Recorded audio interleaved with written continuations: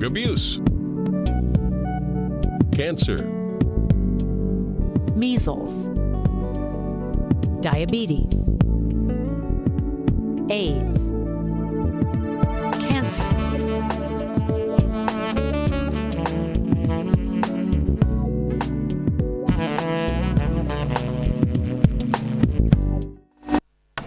Good evening once again, and welcome to Doctor on Call, our second for 2022. It's a pleasure as always, and of course, as usual, we'll be sharing with you lots of information that can help you to live a healthier life. And last week we started our theme, a new focus on health, and this evening with us we have a very guest, no stranger to Doctor and Call, but she is Mrs. Lydia Browne from the Grenada Food and Nutrition Council. She'll be joining us, and of course Dr. Sonia Nixon. Ladies, good evening and Happy New Year again. Mrs. Browne, well, I didn't get to extend New Year greeting to you, so Happy New Year. Happy New Year to you. Yes, indeed. Doc, good evening again and welcome. Welcome back. And Happy New Year to all of Grenada, those who weren't with us last week. That's right. And this is going to make this year great. Yeah. I think so.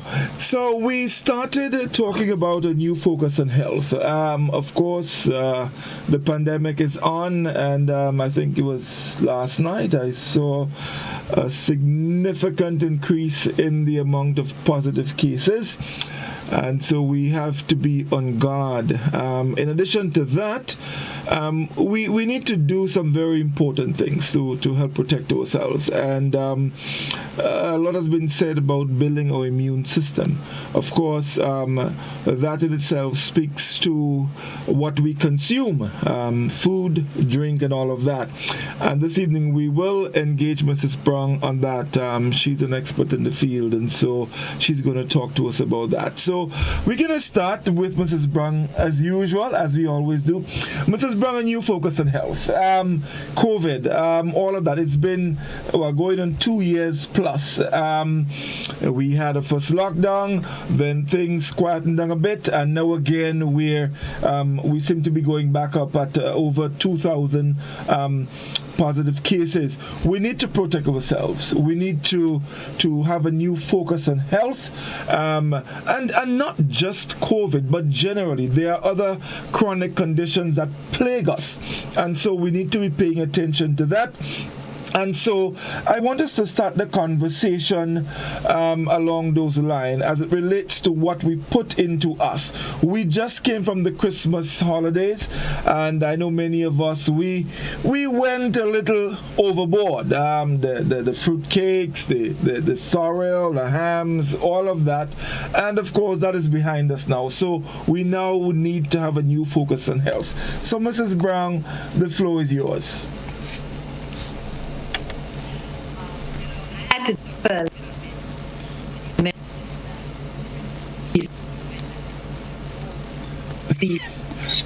But as a child growing up, I would hear my parents say all the time, every year, January is a hard month. January is a hard month. And you grow up hearing that, but you never really understand until you are an adult and you get into the workforce and you realize why January is a hard month.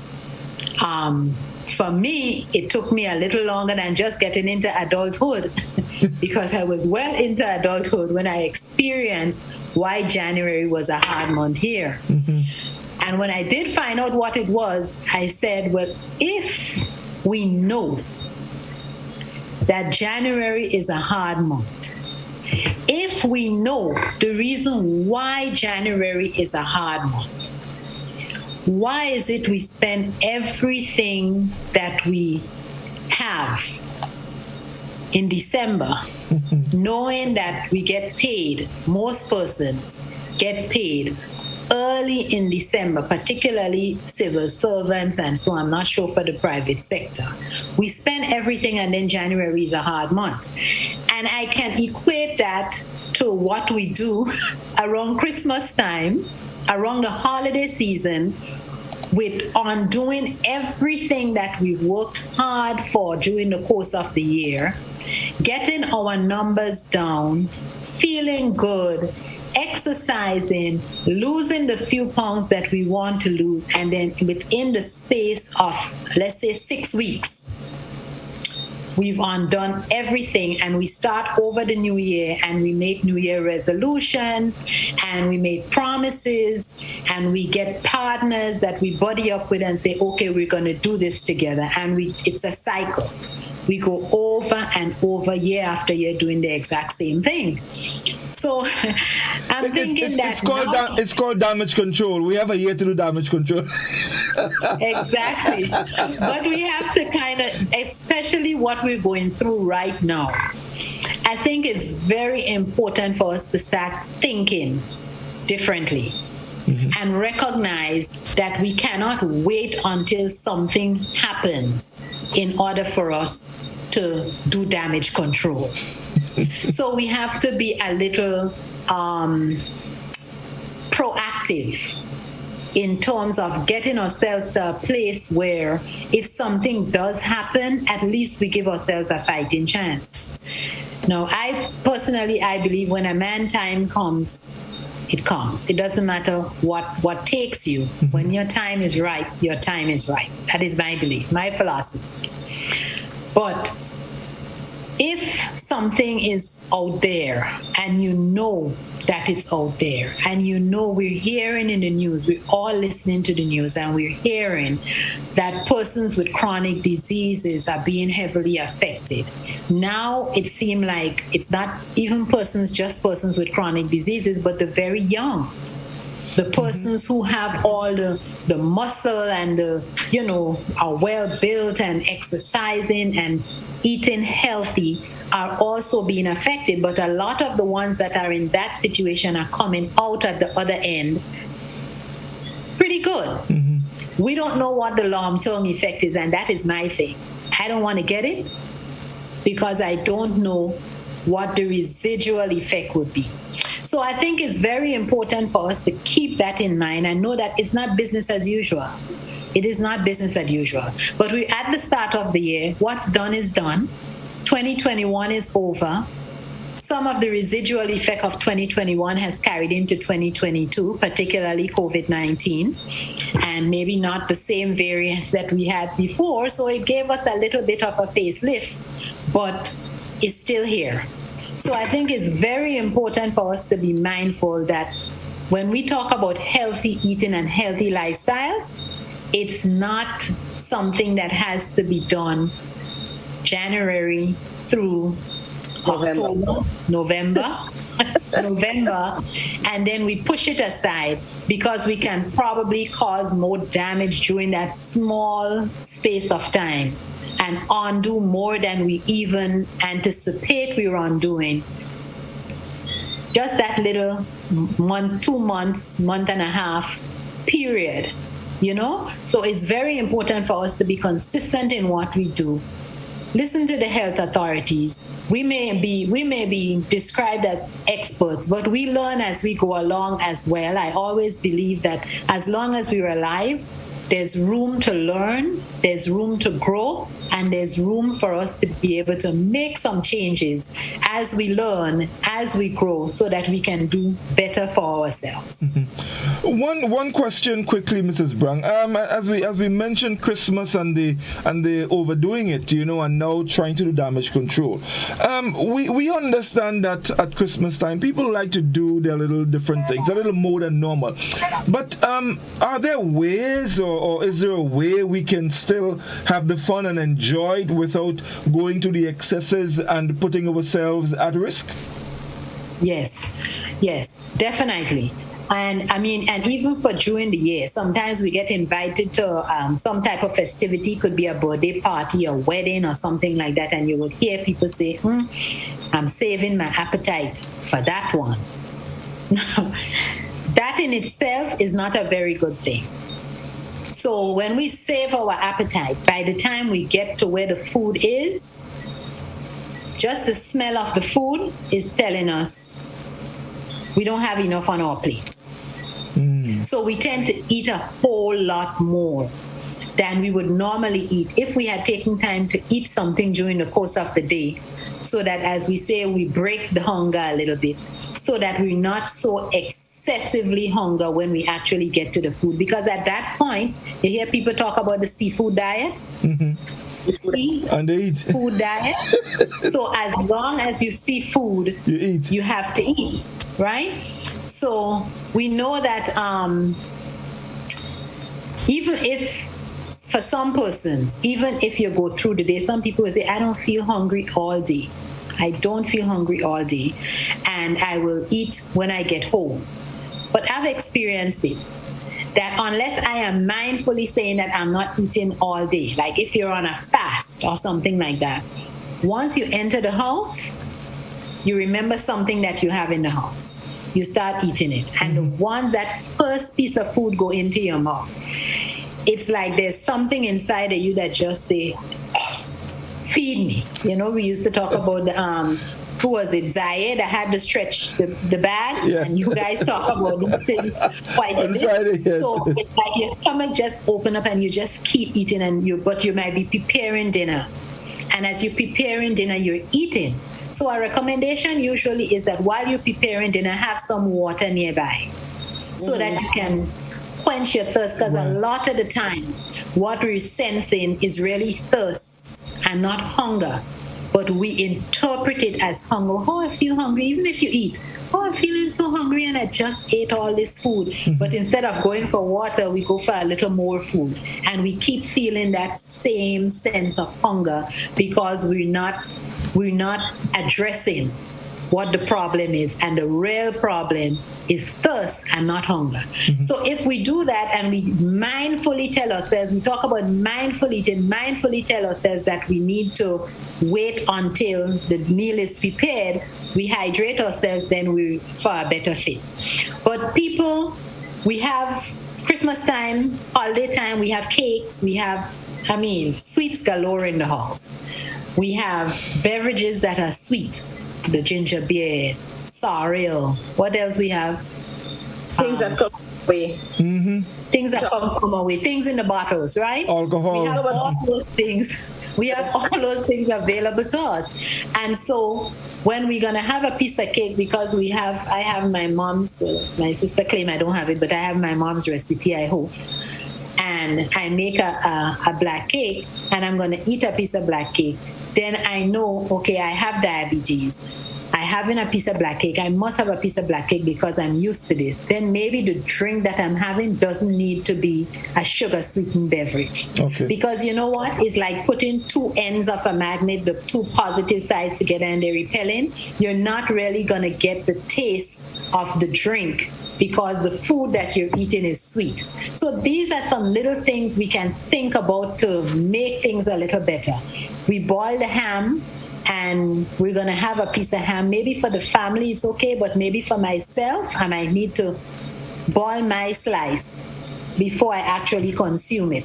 So that the slice, not the ham, the slice, because the thinner it is, the more you would be able to get out of it by, boiling it another time. And then not put in a lot of ketchup and things like that to prepare it, but do a little saute with your onions and garlic and peppers and make your meal nice. So your meal still look presentable. It may not have the ketchup and stuff on it. That's going to have salt. That's going to have sugar, but you still get to eat an appetizing. You look at your plate, it looks appetizing, right? It tastes appetizing because you have your little sauteed vegetables and so to put on top of it, and you're able to eat what everybody else is eating. It's just that it's prepared in a different way. And some cases probably taste even better. Yes. Yes. And it's the taste for those things, I always say, is acquired. Yes. Because we weren't born with it. We were not born with it. We acquire those tastes. So just as how we learn, we can unlearn. Right. Okay. We go forward, we can reverse. Right. Let me bring Doc. You had Mrs. Browne. Let me hear your sentiments and some of the things that she said. So good evening again, everyone. 2020 TOO. or 2020 TWO. We are going to have to decide. We as a Grenadian people are going to decide which one this is. The ball is in our court. We listened to the ministry today. They gave us as much information as they could. We'll just remind us, guys. The reports show that we have 8,272 people who have been tested positive in our country. That is a little under 10% of us, right? A lot of us, a lot of population in a disease that is mostly preventable. We talk about coronavirus, because I want to marry it to Mrs. Browne's discourse tonight. So we, on a day when it's raining, come to 110,000 of us inside the house, like tonight. Okay, everybody home? 110,000 of us, more or less. Okay, but we have 2,286 people. Out of that, 8,000 plus that are tested positive. The 2,286 people are actually positive now. What are we doing? Sorry, what are we not doing? Right? Because there are things we can do to avoid, to mitigate that kind of challenge. Okay? It's sad because just yesterday alone, 501 person, the ministry said that's the most they've tested in a day by people who came for testing or who were asked to test. But at 501 people, that's a lot. That's 2 primary schools full. That's a lot of us. And last week, I mentioned some stuff that we probably can elaborate on. I mentioned, and if you've looked at the discussions in the media, I talk about decent media, okay? I'm not talking about the stupidness that people look at, a lot of us. Really look at information that makes us less prepared, okay? I'm talking about looking at scientific discourse, not distracting, but informing and empowering discourse. Yes, the clinical presentation, what people look like, when you're sick, what you present with are milder symptoms. But you don't know how many viruses in your body or what your viral load is. We don't know what viral load is required. Well, I don't know.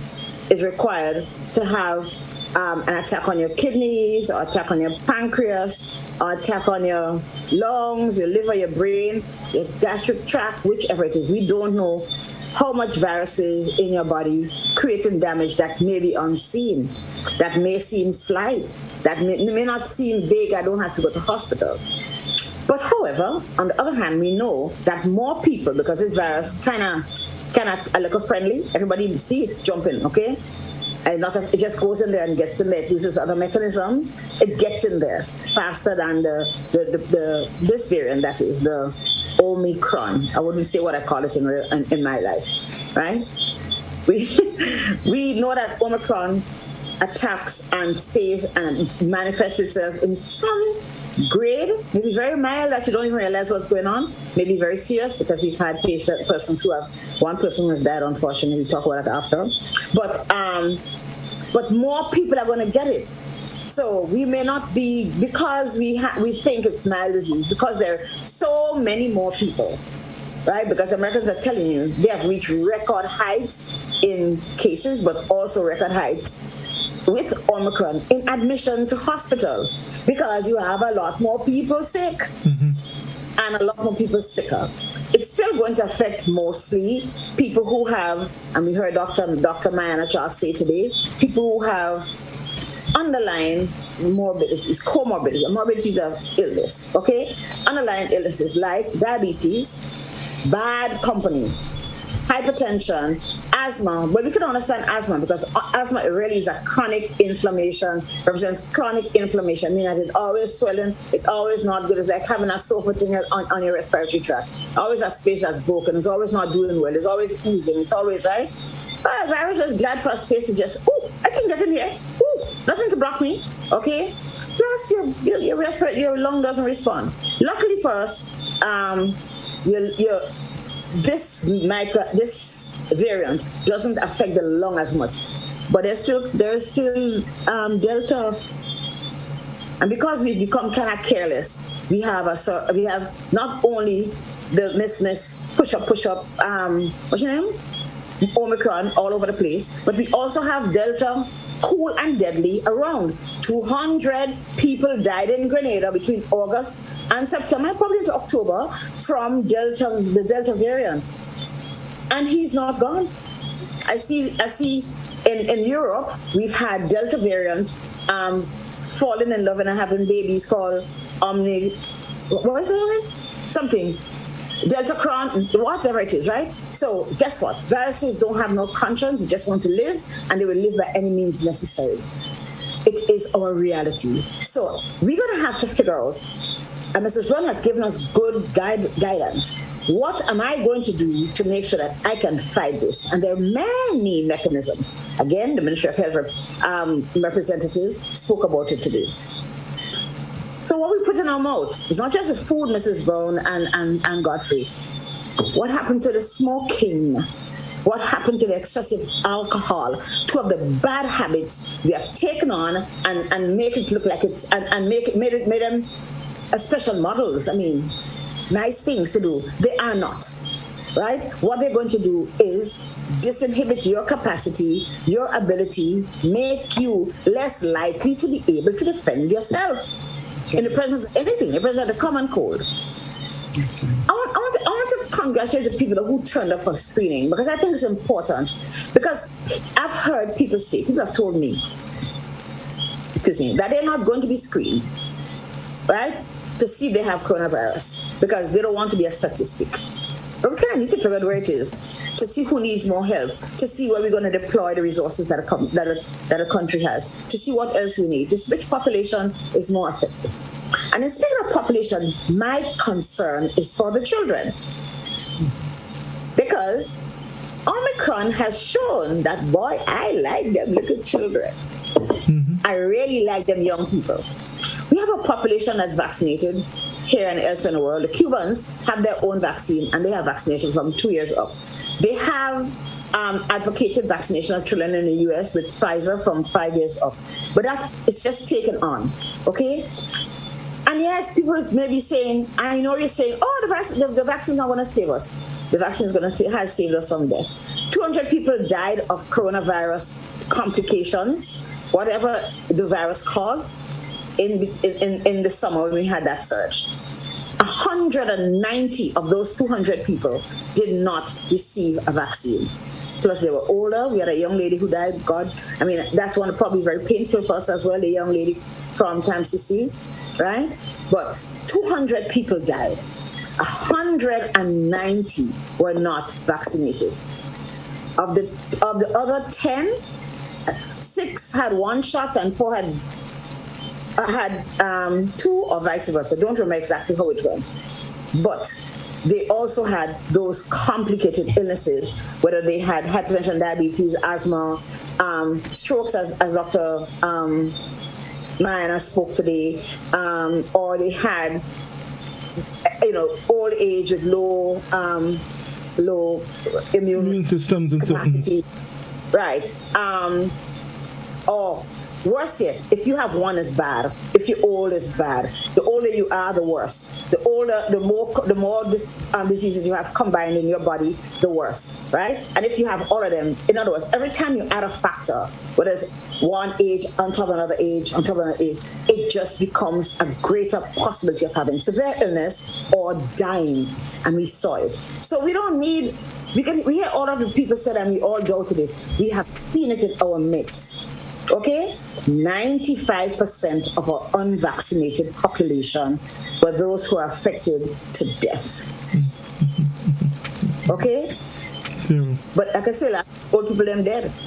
We next, and I'm not saying this lightly. The older people, there are some older populations, but there are us. There are us. Again, we have to take into consideration the capacity of our healthcare services, where we already have a fatigue system, a system that doesn't have a lot of money, but you can always want money as you want. If you don't have people to take care of people, you spin and top in mud. So it is, again, my first sentence, it is the responsibility of every individual and those of us who are responsible for other people like parents and who are responsible for children, or children who are responsible for the older parents, to ensure that we prepare ourselves to mitigate the effect of the virus. You can get a virus. I know people who've had the virus. Some of them have had the vaccine, but they're home for 2 days, spend the rest of the days doing like Godfrey and studying, right? But doing things, building yourself, right? But you may get it, I'm not saying. But listen, if you wear a mask alone, a properly worn mask, prevents you by 50%.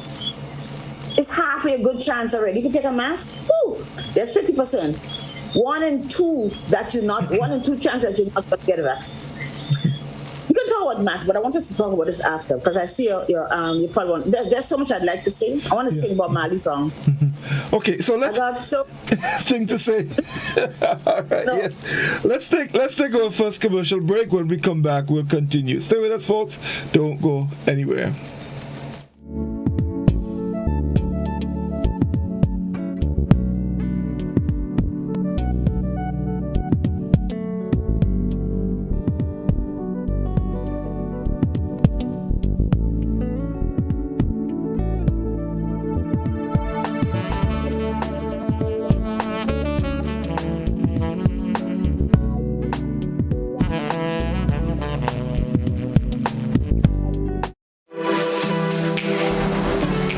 A little known fact, there is only one place in Grenada that you can get an MRI scan done.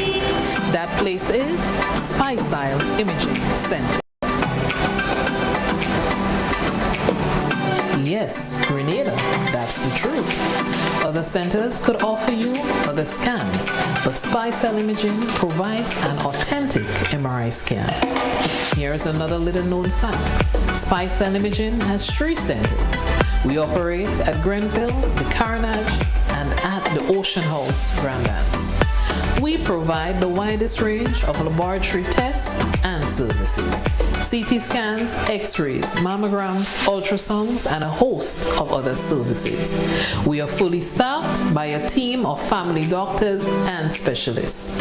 Call us today at 444-7679. or 406-1500, or visit any of our 3 locations. Spicile Imaging, from seeing the doctor to getting lab tests, scans, and pharmacy services. We are here to take care of you.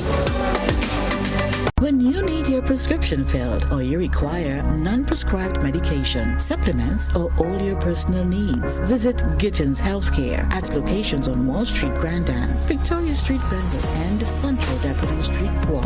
Gittins Healthcare aims to provide an exceptional personalized pharmacy experience. Additionally, children under 5 and adults 55 years and over will enjoy 10% discount on purchases of $20 and over on prescription medication. Stop settling for less. Visit Gittins Healthcare, where your health is our priority.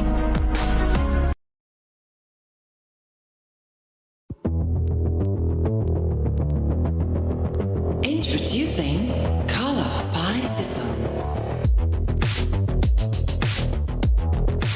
Color by Sissons. Color by Sissons. Color by Sissons. Color by Sissons. Color by Sissons. Give some love with dread. Bringing love for you this game. Communion show with that weekend. With gifts of love with dread. We're bringing you gifts of love with cheer at the communal. This Christmas, we are your Santa. It's all about sharing the warmth of this season with those you love. Get in on this special loan, taking advantage of great interest rates with no principal payments until January 2022. Share the gift of love. Make it a merrier Christmas with the communal. Exciting prizes for members throughout the promotion. For we are your Santa this Christmas. Offer ends January 31st, 2022. Lending terms and conditions apply. Communion show with that weekend. Are you a small business and would like your business to grow? Do you have an event, products, or services that people should know about? Be wise. Advertise. Book your spot on GBN Shopping Guide. Be part of Grenada's biggest advertising medium, the Grenada Broadcasting Network. Call our sales department now on 440-2446 or 440-3033 or GBN plus the number sign. Email us at sales@gbn.gd. Special conditions apply. This is a message from the Ministry of Health. If you or a family member suspect that you may have contracted COVID-19 and are displaying symptoms, please immediately self-isolate at home. This means that you must also avoid all contact with other members of your household. Do not visit hospitals or health centers, as this creates the potential for further spread of the virus, and it puts additional persons at risk when you come into contact with them. Your best course of action is to call the COVID-19 hotline at 458-4787 or 538-4787, or contact your nearest health center or medical station. Once your information has been received, health officials will come to you. Help prevent the spread of COVID-19. This has been a message from the Ministry of Health.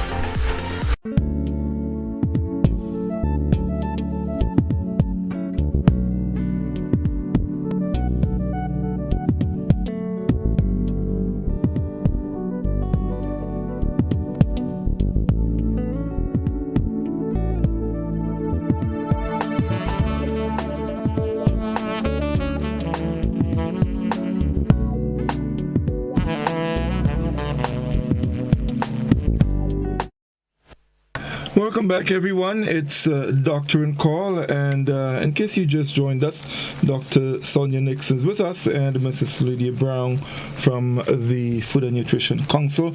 New focus on health, and we're looking at food and medicine, nutrition and medicine, to help us to be the best we can health-wise. Mrs. Browne, earlier in the program, an agriculture program we do on Tuesday evenings, one of the things that came out of the discussion was during that period of COVID, more people, or there was an increase in the consumption of local foods. I guess for more than one reason. There were issues with getting things into the country, and so because we like our imported stuff, but there was an increase in the consumption of local foods. That, to me, is a good thing, but there must be distinctions, and there must be separations as to what we eat, because not everything locally may be the best, and of course quantities has a major role to play as well. Let's talk a little about that, the consumption of local foods, quantities and types. This is important because it was good to see that persons turned to a lot of our local foods. They had the Zero Hunger initiative that was pushing, and we still have the signs around the botanical garden. Grow what you eat what you grow, or buy local, eat local, that kind of concept, which is something that we really were forced to adopt for a little while there. Persons actually started growing some of their own things because I guess out of boredom when we had the lockdown, and it was something to do to get yourself out, and his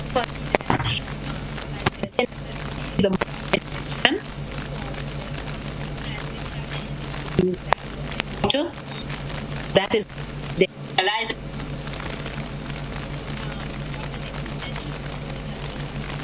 mentioned back. So think about it. If we give us a child a treat, what do we consider on average a treat?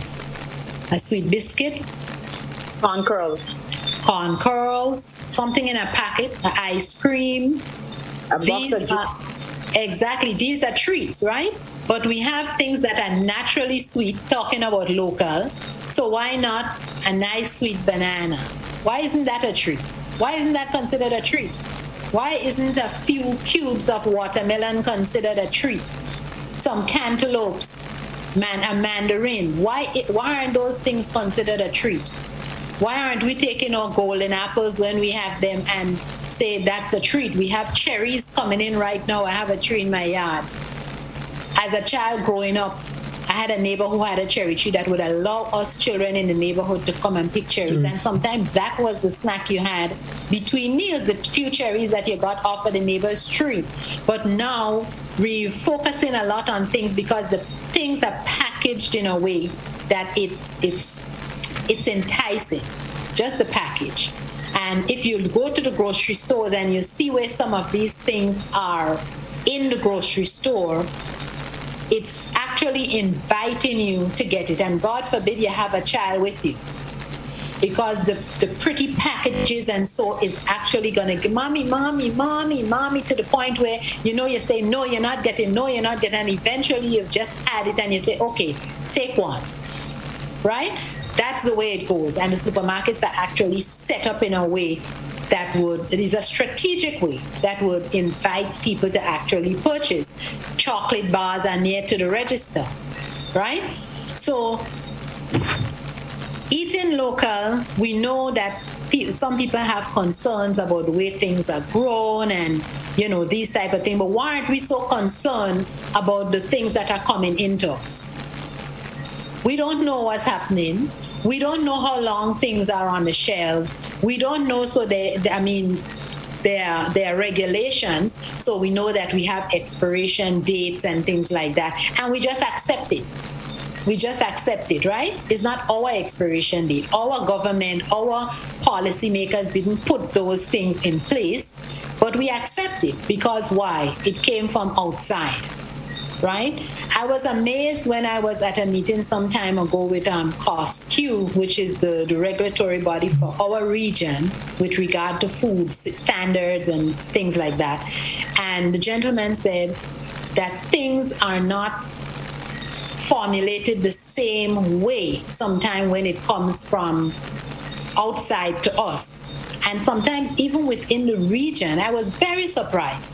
So that I might get a sweeter Buster than if I go to the country where Buster originates. You know what I'm saying? And I was very surprised because that is not something that I thought about. I know there are regulations and certain things have to be done. And I feel, okay, so everybody's following suit. So whatever you have in your country is what I'm getting in my country. It's not so. It's not so all the time. And because we just go to the grocery and we just pick up whatever is convenient to us, and I think life has changed because we have the family structure is a little bit different now than it may have been even prior to my time, because both my parents worked and I guess it was out of necessity. Now people work, maybe some of it is necessity and some of it is just that we are more educated. So because we are more educated, we want to utilize what we go to the universities and what we go to the different schools to learn. We want to make sure as women, we want to go into the workforce. I don't see myself as a person that's going to stay at home, not working, not even when my kids were little. I wanted to be out there and I look forward to returning to work and then look forward to seeing my kids in the afternoon, where I get to spend that quality time and on the weekends with them. So I think it's because of that change in structure, we have gotten accustomed and gotten satisfied with the fact that we have a lot of convenience items. And it's not necessarily the healthiest things for us. A lot of these foods are so processed that sometimes when you're eating it, you don't even know it's a potato you're eating anymore. Or you don't even know it's a fruit you're eating anymore. or you don't know the type of nut that you're eating, because these things are just so processed, right? You're eating, for instance, and I talk to people about this all the time. You eat peanut butter, and when you look at the peanut butter label and the list of ingredients, I've counted maybe, I think the most I've counted so far is probably about, was it 23 or 26 ingredients in peanut butter? In a container of peanut butter that is supposed to be healthy, right? Peanuts, yeah, supposed to be peanuts. Exactly. So the average person, for me, when I go, I will look and I will say, no, I don't need all these words that I can't pronounce. You know the Breyers commercial? Milk, sugar, this is what is in there, as opposed to another brand that has a whole lot of mono, whatever it is that you can't even pronounce. So when I look at that, I say to myself, you know, peanut butter should be peanuts, right? It should be peanuts. But we have add a lot of things in it. Why? Because it has to stay on the shelf for X amount of time. So we have to make it shelf stable for that X amount of time. So we have to put all these things added. And this is processed. The more things we add to it, the further we get away from the natural form of the food. And we're consuming these things and we don't know what we don't. I mean, we have a lot of studies that show that eating natural is what is best. But how convinced are we? How convinced are we? We're not saying that you would never eat something foreign or you would never eat something in a packet, but we have to make it that we're eating most of our food as our natural food, as our local food. And in places like the US and store, they have the whole food stores, right? Why you think that is? They have the whole food stores, they have Sprouts, they have, I forget the, anyway, I forget the name of it, but they have a lot of different whole food.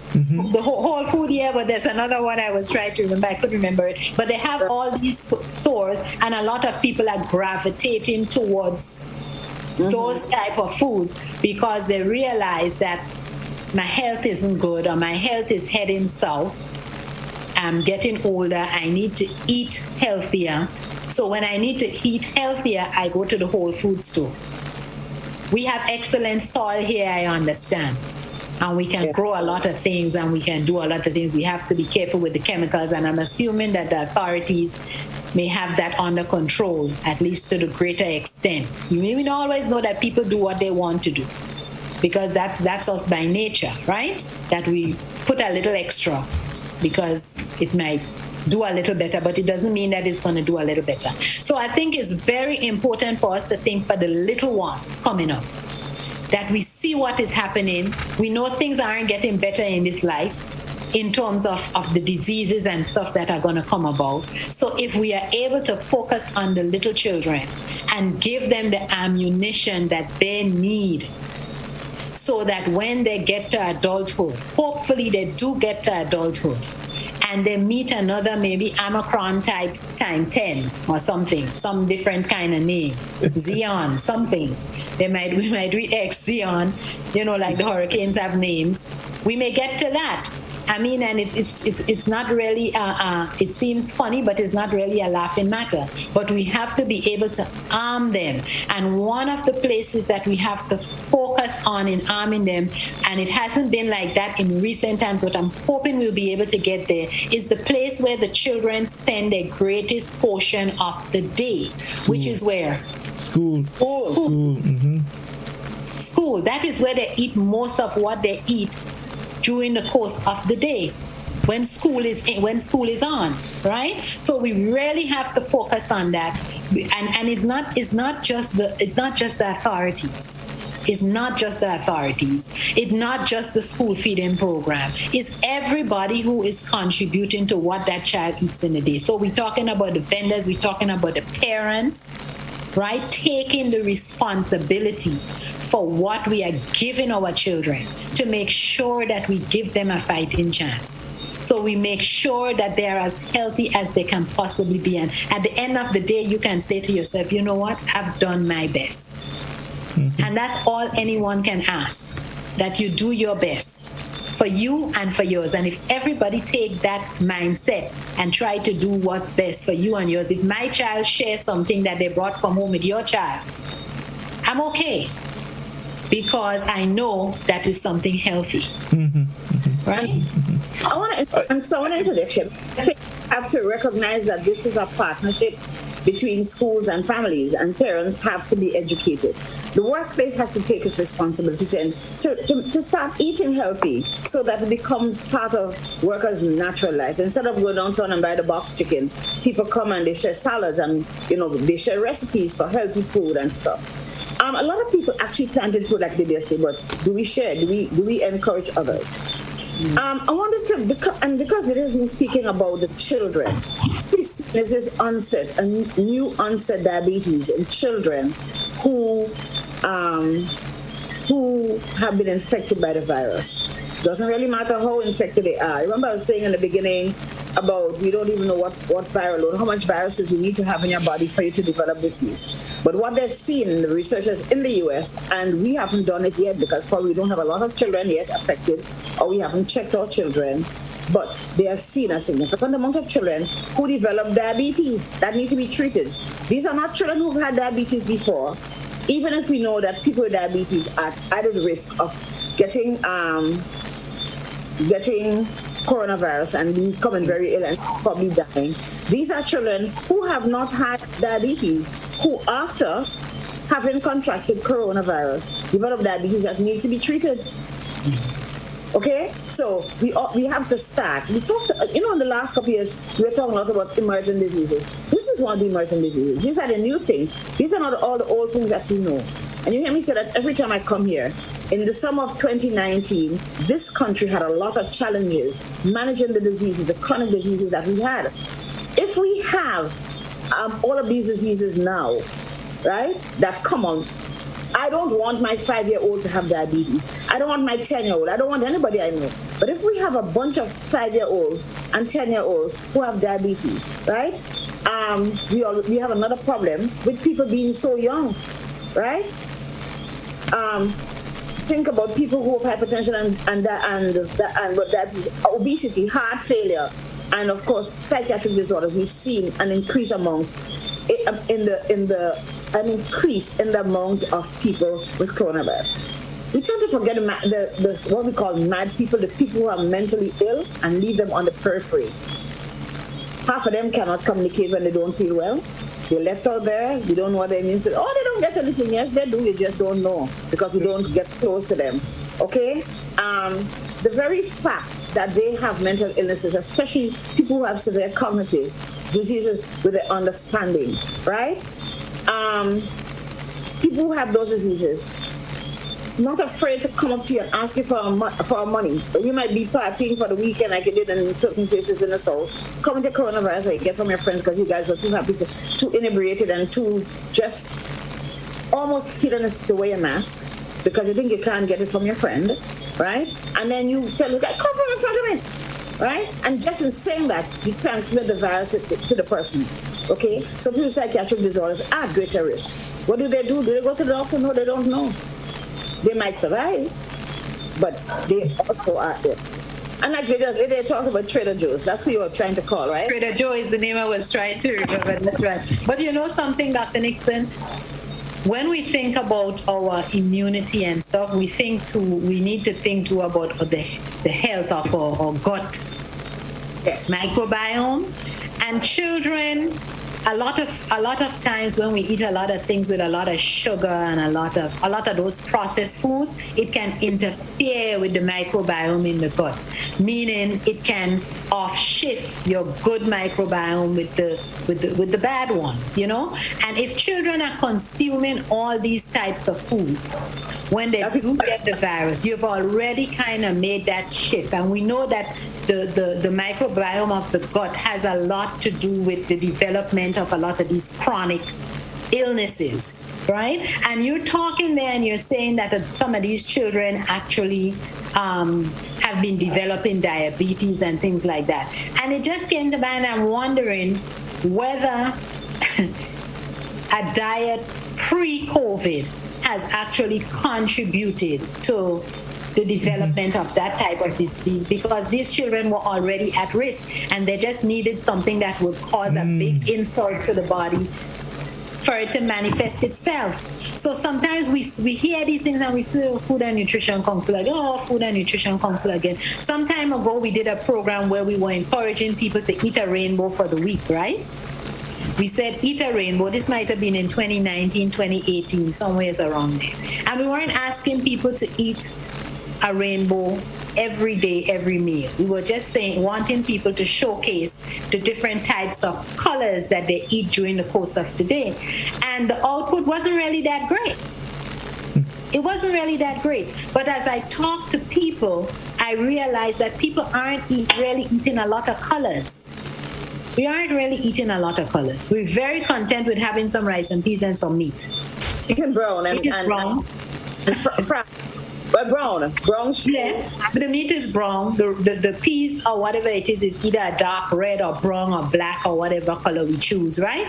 And then once you do that in the rice kind of takes a little bit of that brown color. So the whole meal is brown. So there's nothing really rainbow about that, right? And I think it was a good initiative, and I think it was something that I wished a lot of persons would have got on board and say, let me see if I can eat a rainbow this week. And these little initiatives, we hope that people would grasp and run with. But it doesn't always take, but we're here and we're still trying. So it's never too late for a shower, my good friends, the Jamaicans will say. It's never too late to start something. Because I think the health services still have a big responsibility to empower people and to help people to change lifestyles, to change behaviors. Our lifestyles were easier then when our mother was children, okay? And even we grew up. I grew up in a very simple time. Maybe we have complicated it. Maybe we've just complicated the way we live with the age of convenience. And in doing so, we did the things that seemed easier. It seemed easier to open a bag and pour it in a bowl and get some dip, if it's chips, or to just give the child a bag of corn, right? In the past, if your mother give you a sugar apple, or a star apple, or a sapodilla, or go and get some plum on the tree, right? And you talked about getting cherry. Did that in the summer, mommy give us, make sure we had breakfast in the morning, work, right? And well, our grandmother cooked lunch. But we foraged, and snack wasn't a word until I became an adult. Right. Okay? What is a snack? We used to say break. We used to say break. It did not exist. Break was the word. One guy would go over, sit down and eat green guava till we belch froth. But that's what we did. We had fruits. We didn't think, maybe because they weren't available. But I think we have to help people to create a new mindset in health and well-being. Because what's going to happen, and what bothers me, like I tell you earlier, when our young children develop these diseases, they will be old people far earlier. Think about, apart from them already losing school life, but think about school life due to illness. Yeah. Right? Cost to families and the money that has to be, or the resources, just money, resources. Do families have to eat diabetic food? There's nothing as diabetic food. There's no such thing, yes. There's no such thing. That's right. No. All families should be able to eat what would be good for diabetic. That's right. We don't use that, the word that. Someone with diabetes, also hypertension, the entire family should be eating healthy. So what we probably have to, what is responsibility of the health services is to encourage people. And this is a good time because people are listening. People are listening because people want to find a way out of this. People want to be safe, they want to be happy, they want to be healthy, and they want to live. And they don't want to contract coronavirus. So apart from other things like, wear a mask, wash your hands, save on people, don't hang out, don't go partying all over the place. Trust me, we could party if we wanted to, right? But we have not done it. We have to create an environment where people start to think and give them the information that they need to empower themselves to be well. Because people are listening. People want a way out that is a scary way. I have a question. Something Ms. Browne said, about people realizing, they're not well, they're unwell, and so they want to go and start eating this and start doing that, and so, but does it work? Because from what I understand, building your immune system takes time. I mean, is it a case where, okay, so COVID-19 is here, I'm going to go and start to eat all the tomatoes I can find, all the lettuce, all the whatever, all the rainbows I can find, and I'll be ready for COVID. Ms. Browne, how does it work? And it's interesting that you mentioned the children, because I think this is the stage where the work has to begin. Yes, it's a formative stage, it's a formative level where you're actually programming these children as to what will happen later on in their life. But it's, as Dr. Nixon said, it's never too late to start. It's never too late to start. I have had persons who have come to me have had diabetes for many years, and maybe things are starting to go, I like to say, going a little bit south. It's not, things aren't turning out, whatever they tried before and figured it was working, it just wasn't working. And then now they got a referral and they come to see me, of course, with whatever treatment the doctor is giving them. And they have actually had good results.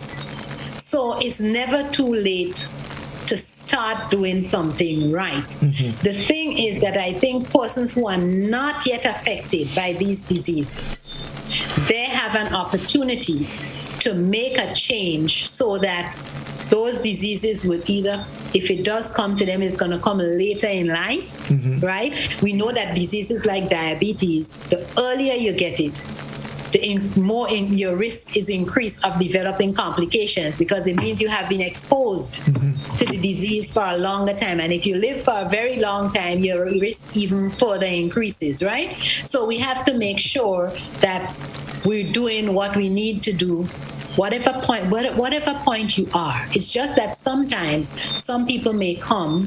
I've met people who have had diabetes and maybe now they have probably didn't go to the doctor for a lot of years, and when they did come, maybe they're at end stage kidney disease or something like that. And there are persons who maybe feel that they can reverse the kidney disease. I'm not that skilled, so I can only do so much at that stage. But I think one of the things that I think is missing in our system, in our healthcare system, and I don't know if I'm misspeaking, but I'm not aware of it, is dealing, Dr. Nixon talked about mental health, but mental health is not just people who are crazy, right? As we say, we use the term crazy. That's not all of it. When someone gets diagnosed with a chronic illness, a lot of times there are mental issues that needs to be dealt with. Depression. Do we screen for depression in our clinics? Is that a routine, something that is done? How do we help these people deal with these ailments? I listen, sometimes I see clients, and even the other nutritionists in the clinics will tell you, they spend an hour with somebody and they really didn't get to talk nutrition. They didn't get to talk anything nutrition because that person come in, they're so heavy. You understand the term when I said heavy, so burdened. And for some reason, in my years, and I'm 31, maybe going on 32 years now as a nutritionist, dietitian. So they come so burdened and they just want to unload. It seems like they feel comfortable with the nutritionist for some reason. That sometimes some of the information that they bring to us, we have to ask, did you discuss this with your doctor? No, they didn't discuss it with the doctor. I had a lady come with a whole Ziploc bag full of medications. And she threw it down in front of me. And she said, look at all this medication they give me. So I started looking at the vials. And I said, but are you taking the medication? Because I'm seeing so many vials. She keeps filling the prescription. She's filling the prescription because the doctor say I should have it, but are you taking the medication? No. I say, well, the reason the doctor keeps adding another medication and adding another medication is because they think that whatever treatment they're using now is not working, so let's try something else. Or let's add something. But if you don't tell them, you're coming to me as the nutritionist and telling me this. But you need to discuss this with the doctor. So if I'm in a clinic setting, then I have to say, you know what, let's go talk to the doctor. And to let the doctor know that this is what is happening. This is why the patient is not controlled, because they're not taking the medication.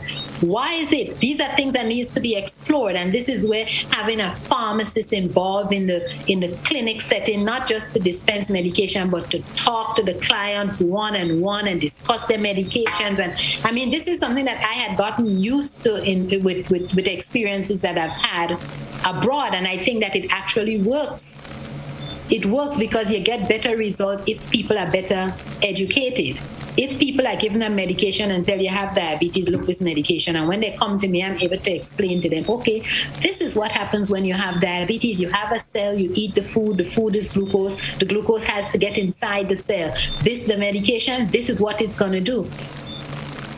Then, okay, all right.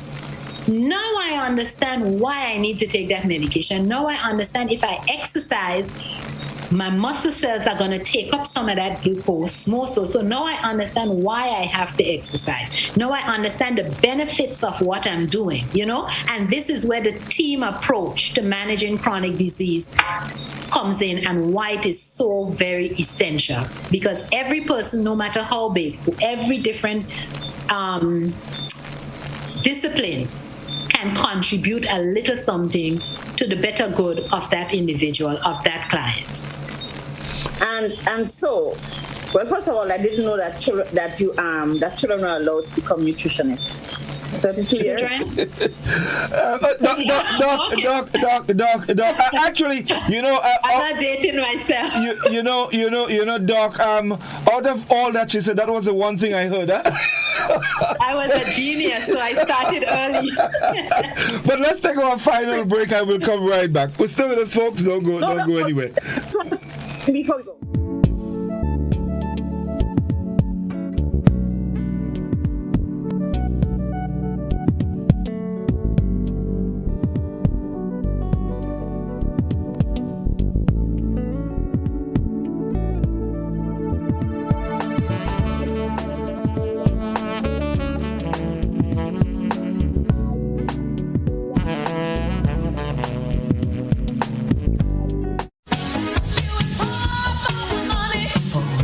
Level of convenience and comfort awaits you when you shop at Rise and Shine Supermarket and Hardware Supplies, Griffin Lane, Grenville. Convenient, because we are open Sunday to Sunday. We're even at your service on public holidays. Comfort, because we are easily accessible to the physically challenged. Free Wi-Fi is available while you shop, and bags come at no charge. Everyday low prices and excellent customer care. Adequate parking available. We supply everything you can possibly think of. Family and home supplies, fresh meat, vegetables, and personal care products. All brands of cooking gas at affordable prices. You can send in your order, have it pulled, or pick up express. When a loved one passes on, we all need the comfort, support, and guidance of a trusted friend. You can rely on LaCour Brothers Funeral Home. We provide a personalized professional service that exceeds all expectations. Our dedicated staff responds to your every need with the greatest detail, ensuring affordability with a variety of options. Our upgraded state-of-the-art facilities, spacious air-conditioned chapel with live internet streaming, a modern, environmentally safe crematorium, the only of its kind on island, private viewing spaces, large on-site repast center, a modern transportation fleet. Join our burial society today and make personalized arrangements for that final moment. As you prepare to enter your loved one into eternal rest, visit or call LaCour Brothers Funeral Home and select a package that brings added comfort to the entire family. LaCour Brothers Funeral Home and Burial Society, continuing a tradition of excellence.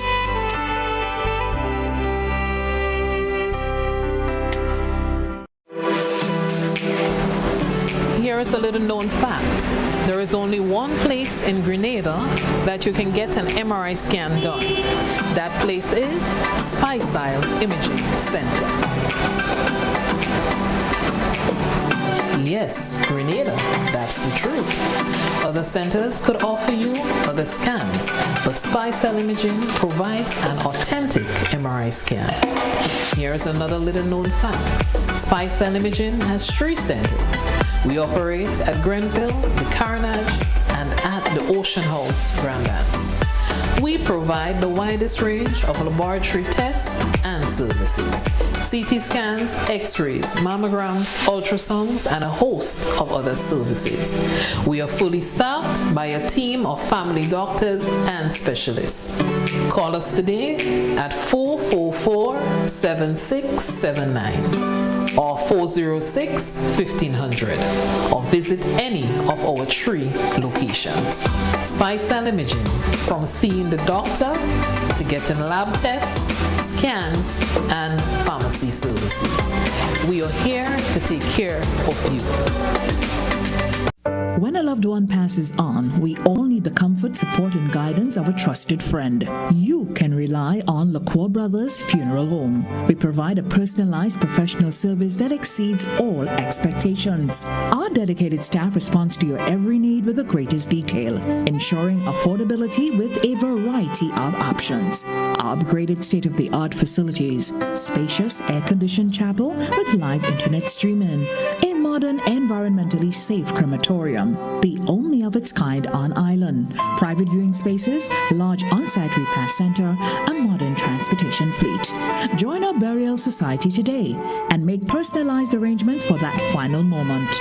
As you prepare to enter your loved one into eternal rest, visit or call LaCour Brothers Funeral Home and select a package that brings added comfort to the entire family. LaCour Brothers Funeral Home and Burial Society, continuing a tradition of excellence.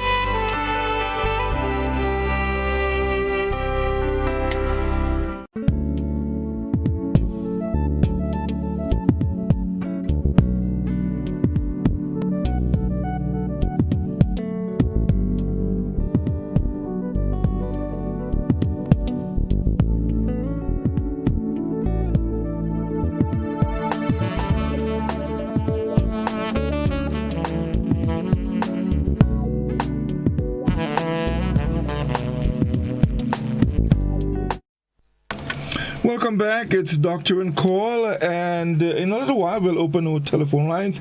I know the phone was going already, but we'll engage our listeners in just a moment. Doc, just before the break, you wanted to come in with a comment. I just wanted to kind of expand on Lydia's comments on how we manage, how we support, how we educate, how we engage persons, how we engage the community, because all of us at some stage have one of those things that going on, okay? This is a big call for the health professionals to get our act together. We're going to have to take that integrative approach where all of us come together and understand not just diseases, but understand individuals and their response. When I can refer two people. I send my patients to food and nutrition counseling, but when Mary Jane goes, she goes in alone because she's Mary Jane with her clinical picture. When Mary Jane's sister goes, she goes in alone. They may go in because they work in the same house, but their situations are individual. We have to go back to the point where we recognize that people with whatever disease have their own individual response. So you're going to have people who have Omicron and children who have Omicron who walk over it like an easy walk in the park. Okay, there's no problem. And then you're going to have children with Omicron whose parents give them really good food and who's going to have severe challenges. You're going to have children who already have underlying disease who are going to have Omicron and become more ill. But as caregivers, we have to recognize and understand and participate in and support and change the mindset of people who have disease on an individual basis. Give them the support they require so that they can transition. There's no one person that has the same situation as another. So I hope we as caregivers, health caregivers, will engage in personally developing ourselves so that patients, so that Grenadian people, 110,000 of us, can all benefit, and we can be a model for the rest of the world and say, see here, 110,000 of us, we work in the Federation of Congress, we work in the Ministry of Agriculture, we work with the pharmaceutical people, we working with Ministry of Sports, we working with everybody else to ensure, right? We already got to the point where everybody wears a mask when they go outside because we continue coronavirus. Coronavirus affects every single thing. Coronavirus had a big bad boy. Okay, he has taken the image of everything else off the charts. They're no longer there. But the bottom line is that coronavirus is so intimately related to all other diseases that we have to ensure that people be prepared to see that it is one thing, that girl has high blood pressure, let me get at one. And I get her, I like this. Let me multiply and send some of my offspring to somebody else. We have to make sure that we are prepared as a nation. We have to make sure that we still encourage, despite the fact that people are fatigued. We too, caregivers are. We too are fatigued. Individuals are fatigued. People who have had disease are fatigued. People who have had coronavirus twice and 3 times are fatigued. But the bottom line is still with us. We have to encourage them still. Wear your mask. That's half of the war gone. Sanitize, stay from the party and up and down and in each other's face and going all over town and all the rest of it, right? And take your vaccine, because we know that vaccines prevent death. We know that vaccines prevent death in most of the people. In 90% of our population who died, vaccines were not available. 95, that is, okay? 190 of 200 people who died last year, they did not have the vaccine. We know that we also have to teach our population to control their diseases, to, first of all, prevent. So we have to start working with things like preventing childhood obesity, right? Educating our population, growing better food, eating what we grow, and all of those things. They are all elements of one thing, of having a healthy population. 2022 must just be just that. When we get rid of whatever happened in 2020 and what happened in 2020 again, all over again. We have to take control. This is our time as a people. Nobody's going to do this for you. Every single body, everybody who walks on this island every day has a responsibility to say, what am I going to do about my health, the people I'm responsible for? What am I going to do about it? Where do I seek care? And the health professionals must prepare themselves to offer the care for the needs of a healthy population. That is the Ministry of Health has its role, but we who are trusted to deliver, must deliver first-class information, services, care, knowledge, whatever it is. That's our responsibility. Thank you. Right. Before we go to the telephone line, one other question I want to ask Ms. Browne, and it has to do with support and at home. Now, let's go to a scenario. For example, so you have a husband, a wife, and let's say 2 children. The wife, unfortunately, is diabetic. She becomes diabetic. The husband is all right. He's not diabetic. He's fine. So, of course, the wife, she comes to Mrs. Browne, and Mrs. Browne said, look, we have to control this. We have to change your diet. This is what you need to eat, and all of that to keep you living as long as you can. But, of course, she is a wife. She has an obligation to husband and children. Now, they want their kind of food that they enjoy. The wife is not supposed to use that. How do we deal with the situations? Because you could find a situation where the wife is kind of under a little pressure here, and so sometimes she may just have to go along and just eat what everybody else is eating, knowing well that, look, this is not for me. Family support is so critical. And I think sometimes when people come in for nutrition counseling, it's very important that they bring their significant other or the person who is doing the meal preparation and so in the home. I think it's also important that they both receive the message.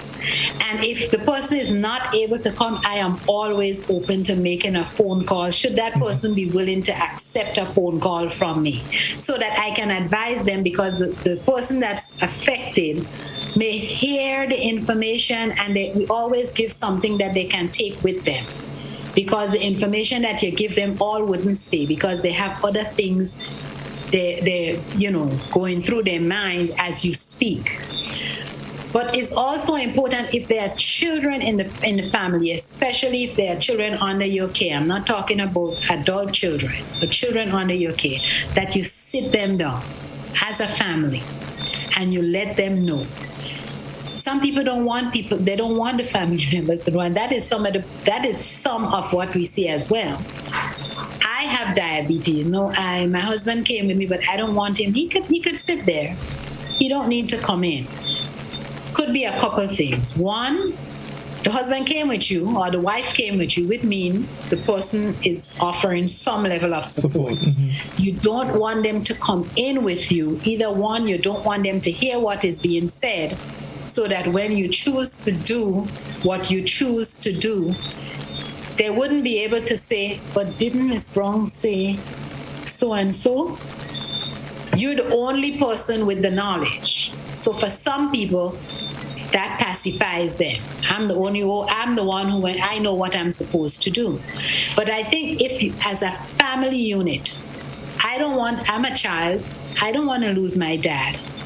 I don't want to lose my mom. I don't want to see my mom laid up in a bed and I have to take care of her when I should be outside playing and doing things. Come and get me some water. Come. And I mean, if you have a parent that's in that position, it's okay. Do for them. But if you have a parent who is not in that position, you don't want them to get in that position prematurely. But I think if we sit with children and we let them know, not to scare them, but to let them know, mommy can't use this anymore, or mommy can't, we're not going to cook like that anymore. Mommy's going to start tapering the salt a little bit in the food so that all of us can gradually, because, whatever is in mommy's blood can be in yours. And what is affecting me now can affect you later. And because I love you so much, I really want to prevent this from happening. I don't want you to go through what I'm going through. So I think it's all about having that family come together. And, we usually say, our dietary guidelines say sit together and have family meals. Choose a time to sit and have a family meal and have a discussion after the meal. Not everybody get up and, you take your food, you go into your room, you take your food, you go into your room, and that's how we eat. We don't even know what's going on with each other. It's important for us to bring back that family. If it's not there, do our best to bring it back. We don't have to wait till someone is at the mortuary to start saying how much we love them and how much we care for them. We have to care for people while they are alive. And we have to show them that care while they are alive. So even for the adult children, for the teenagers, and so that we know teenagers know everything. But we've all been there. We feel that we can conquer the world. But mommy and daddy is still dear to us. No matter how rude teenagers get, mommy and daddy is still there. They don't want to know that something is going wrong. So I think it's just a matter of having a conversation and having a few conversations. It may take a few conversations in some instances, but we need to be able to speak and stop being so secretive about our health condition. People can't help you if you don't tell them what type of help you need. You have friends you go out to drink with, you're alcoholic. And you have friends that you drink. And I had an uncle who was alcoholic. And when he gave up alcohol for many, many years.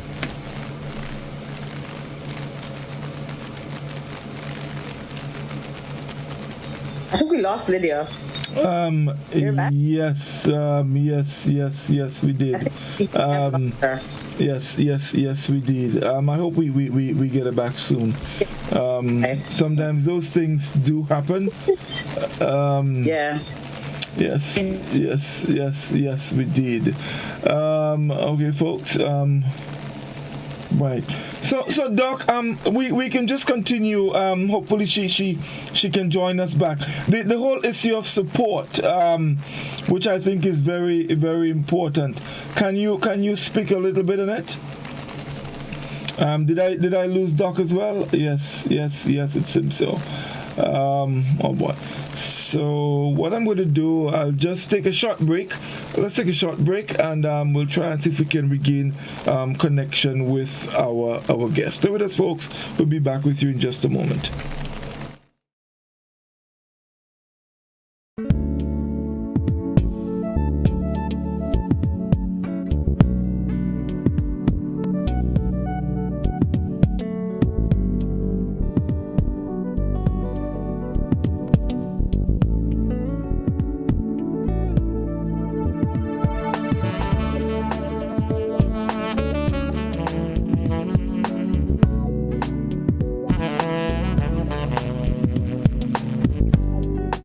Are you a small business and would like your business to grow?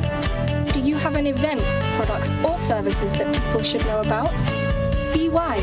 Advertise. Book your spot on GBN Shopping Guide. Be part of Grenada's biggest advertising medium, the Grenada Broadcasting Network. Call our sales department now on 440-2446 or 440-3033 or GBN plus the number sign. Email us at sales@gbn.gd. Special conditions apply.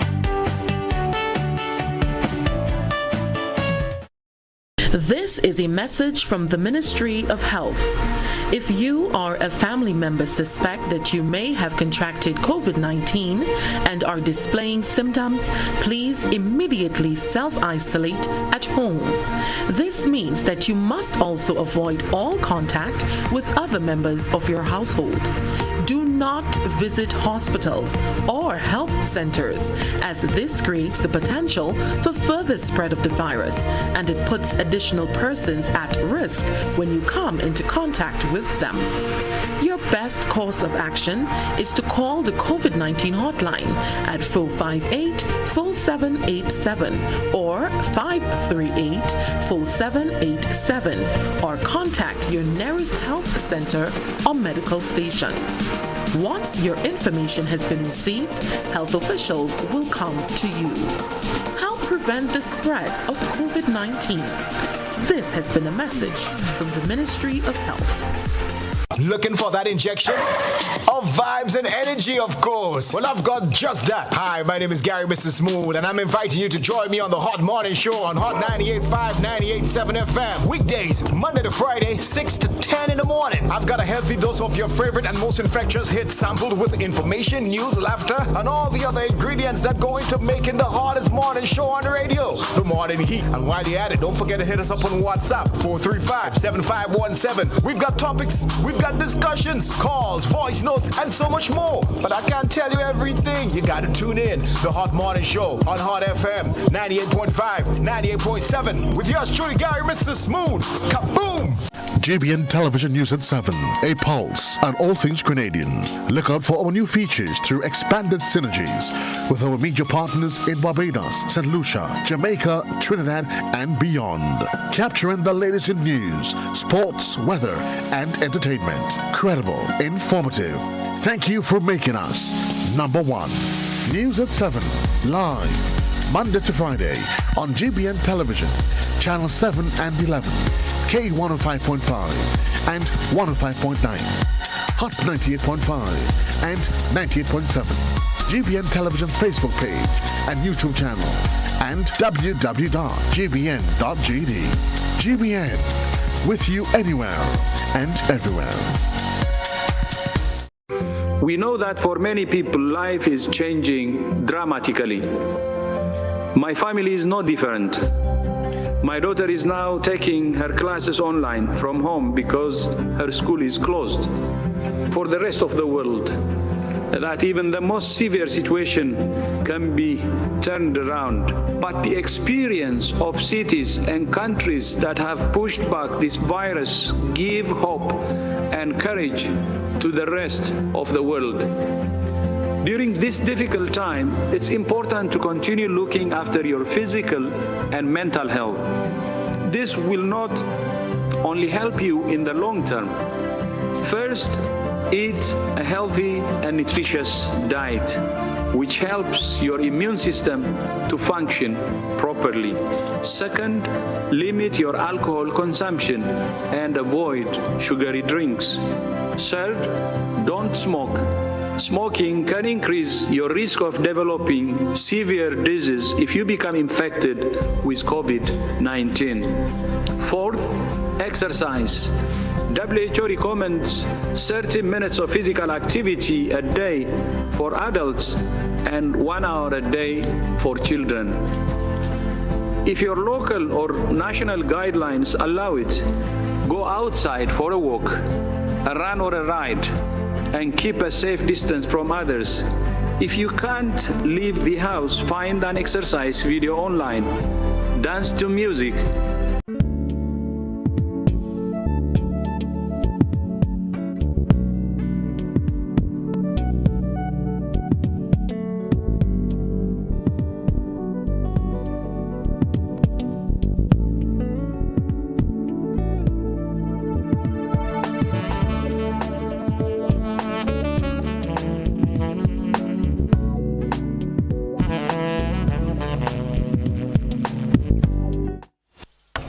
Welcome back, folks, and we do apologize for that. For some reason there we had some little issue with the internet. These things can be sometimes. That's one of the drawbacks. It has its advantages and disadvantages, but nevertheless, we're back. So Doc is back. Yes, Mrs. Browne is back as well. We were just... Oh, she's not. We lost her again. Did we lose her again? Yes. Okay. Yes. But Doc, I think she's having internet problems because I'm trying to call and not getting through. Right. We were just wrapping up on the issue of support. Can you make a couple comments on that, and then we'll go to a telephone line because the phone has been going for a while.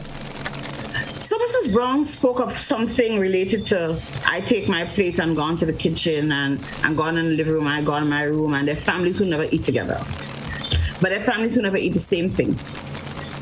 Everybody has their own menu. That's what I'd like to see us get back to when it comes to family nutrition, how we eat at home, how we teach our children the same things from small. Yeah, and people have likes and dislikes, okay? So I don't eat Christophine, and I don't like Balanjin, but I eat other things. So, and I don't like chicken meat, but I eat a little piece, okay? But that is where the leverage comes in. Lydia's coming back. That's where the leverage comes in, But once a family understands, then we can have a collective decision as to how things are going to happen as per family nutrition. Because every time I teach a generation, it gets passed to the other generation, especially in this times when it has to be consciously done. I ask my patients who go to food and nutrition council, when you go, for example, you may go to the Food and Nutrition Council because you may have diabetes. If I send you, I would ask your partner, your spouse, whoever cook in the house to go with you so that there's an understanding. Usually what it does is put a whole family spin on it. This is how we do. This is why I cook my rice this way. I cook my rice that way, right? I mean, you may put in a lot of salt because she may put in a lot of salt because you say you want a lot of salt. When in truth and in fact, the salt is not good for you or her. So the family can go learning. So that collective approach to how we're going to live together healthily is very important. Wonderful. Mrs. Browne is back. Right. Mrs. Browne, it's nice to have you back, and you had some little issues there. But we're going to go to a telephone line because the phone has been going for quite a while. Doctor and call, good evening. Hello. Hi, good night. Yes, good evening. I was just calling to make a comment on the topic tonight. Sure, go ahead. Good night, everyone. My name is Dwight, and a very interesting discussion tonight. And want to thank Dr. Nixon and Ms. Browne for being very frank and open and transparent with excellent information. Ms. Browne, I just want to thank you for outlining the rainbow diet. It's very interesting, as you put it that way, and I'm sure I'm going to use that with some of my colleagues. And a point you made tonight in regards to the kids being predisposed to low immune system because of the gut bacteria. I think that is a very important point that should be highlighted and reinforced within our community, how nutrition is very important for predisposition of illnesses. And I just want to say that's an excellent point. And another point that was made among the discussion was the importance for patients to be empowered, for them to know their right. If they are not cared for adequately with a physician, they should go to another physician. They should not subject themselves under that care if it's not optimal. And finally, the point I want to make here, is it that the cost of the processed foods cheaper than the cost of the natural foods? That's why folks are going more to the processed food. Because I was surprised of the cost of some of our natural products compared to what the processed food are. And that's an issue that needs to be discussed. So I want to give thumbs up to both of you for an excellent discussion tonight. I wish there were more folks listening to it, and thanks very much. Thank you very much. Thank you very much indeed. It's a pleasure. I want to thank that caller. That's Dr. Dwight, who's very passionate about very passionate about diabetes and who looks at this program all the time. And his guidance is always valuable to us because he's a Grenadian living in the US who's very impassioned, especially in preventing diabetes, because he manages mostly people with diabetes. So I want to thank Dr. Matthias. And the point you raised, Dr. Matthias, about the cost of food is very important because I think this is something that our policymakers need to hear.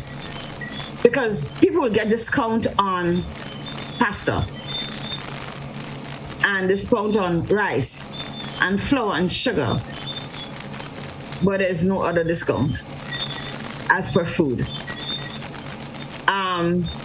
Do we provide plants? I don't know. Do we provide, in some communities where you and I live, Lydia, for example, they would rent you a little plot, like a plot of land the size of not even a Mercedes-Benz, probably a Suzuki car, and families would go there and plant food and vegetable, and families might plant different things and share with their neighbors who are right there because that place has very little land. But families are encouraged to plant the food they need. So you plant 6 tomatoes, but it's probably 3 of you in the house. You can't eat the yield. The other person has pak choy, they share. And then you speak about stuff and you empower each other. We need to encourage this. I know there was a plan, there was a program to help kids, and we have 4-H and stuff. Those are things we have to get back, like I was saying in the beginning. We have to get back to the thing where all the talent, all the resources, especially the knowledge resources are shared again. This is more than time for this. Lydia speaks of, they probably call it leaky gut in the state, but speaks of gut problems, which are going to, if your children eating garbage with all that inflammation in the gut, they're not going to be able, even if you're giving them the vitamins in drops or whatever, they're not going to be able to absorb it because there's just so much inflammation going on. So we have to change the way children eat generally so that their gut can be healthy and they're able to absorb the things. Okay. Unfortunately for us, in the last few years, we become kind of classes towards our indigenous foods. You don't want to always eat yam and breadfruit and stuff when that is a healthy food. Let's get back to the telephone. Doctor and call, good evening. Hello. Hey, Godfrey. Yes, good evening. Good evening. Greetings and greetings to your guests. A very, very interesting conversation there and discussion between these two ladies, Dr. Nixon and Miss Browne. Listen, I'm fully supportive of all that is said because we have to understand in this here country that we are what we eat, and if we continue as we are eating, we will only eat ourselves. We will only eat ourselves alive. So I support Dr. Nixon and Miss Browne in this effort, which she called it, integrated collective effort towards getting across the issue of health, wellness, and so on through what we consume. But I want to give you a brief story and to get their opinions on a particular issue. I lived in a jurisdiction one time where I noticed that this coloring of the stews were totally different. We use a nice we burn sugar to create what we call browning. No offense, Miss Browne. And or what you call it again? Coloring.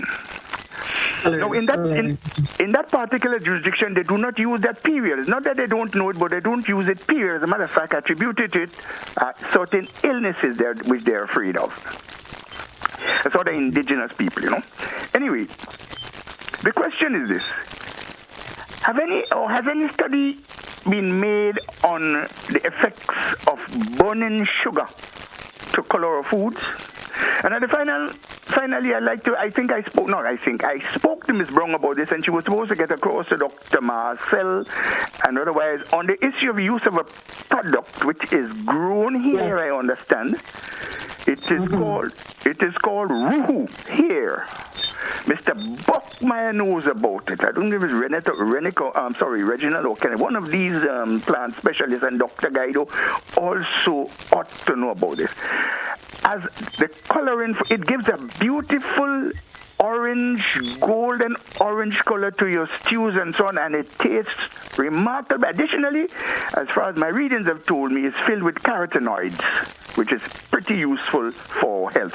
Can you give us a little rundown on the advantages or disadvantages of burning sugar to continue to make our coloring, and if anything has been followed up on the issue related to annatto, otherwise known here as ruhu?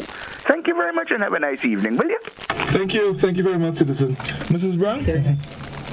Let me mention about the annatto because he did call, but let me apologize. I couldn't find where I wrote your name or number. I wrote it on something on my desk and may have discarded it and was hoping that you would call back.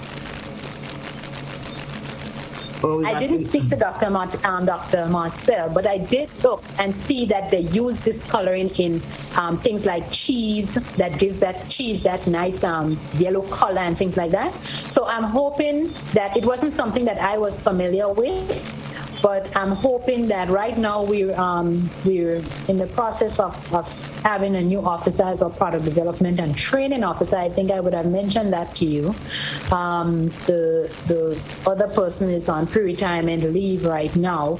So I am hoping that we would be able to look into that particular annatto. I couldn't even remember. I had to go back in my history to see what it was. I couldn't remember the name. But it is something that is used, and I'm hoping that we can do a little investigation into it.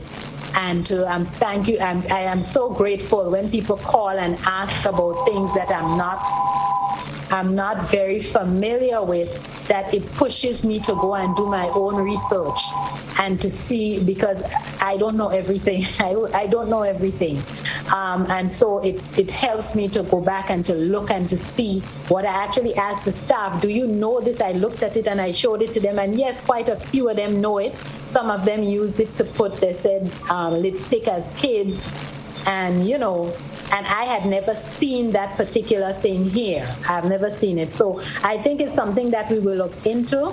And I'm very happy that you would have brought it to my attention. Okay. So what I know of annatto is something that's widely used in Western Africa. The Jamaicans use it a lot, but they call it busy. They use it especially like if you have an allergic reaction. You make some busy tea, you grate it and put it in water, and you make busy tea to prevent it, and it works. Okay? So that's part of traditional medicine. Didn't know of it, but I know they sell it in town in packages. I guess that's what they sell it for coloring, for food coloring.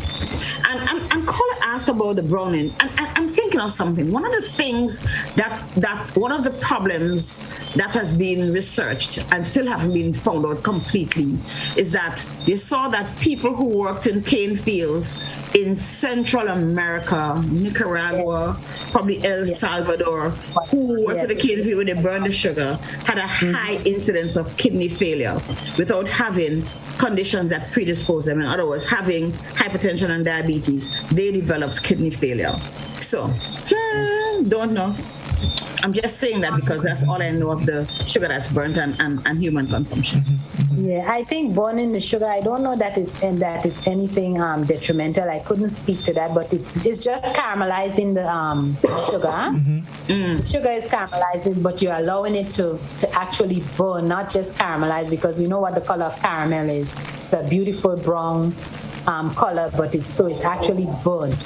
I don't know if consuming that is detrimental. We don't. I can't say. I wouldn't say we don't know. I, Lydia Browne, don't know, but I do know that maybe some of the fumes maybe that is let off when you put that water into it, and so maybe persons who have problems with the respiratory tract, breathing and things like that, I assume it can have some effect on them. But that is something, again, that I really have to look to see the evidence. I don't just want to see a blog online, but I want to see the evidence, I don't know if any research has been done in that regard to see whether that is something that is detrimental, actually be detrimental or cause us, maybe not detrimental to that extent, but cause any physical harm to us once consumed.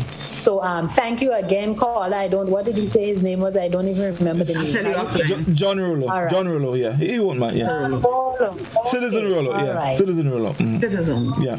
I've heard of Citizen Rollo. I, as you were talking about this, Anato, I just Googled it, and I'm very familiar with this.